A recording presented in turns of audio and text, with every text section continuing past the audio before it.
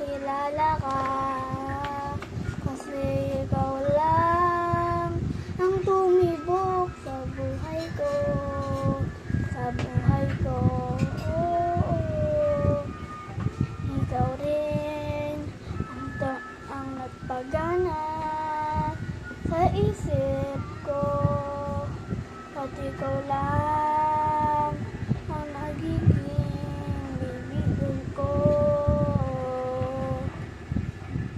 Sa mga unang panahon nung nakita kita, tumitibok ang puso ko na kaya pala na hindi na ako nag-ayaw o hindi na ako nagdalawang isip pa na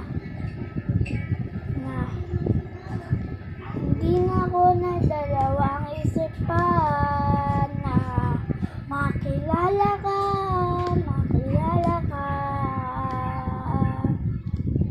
makilala ka, kasi ikaw lang talaga.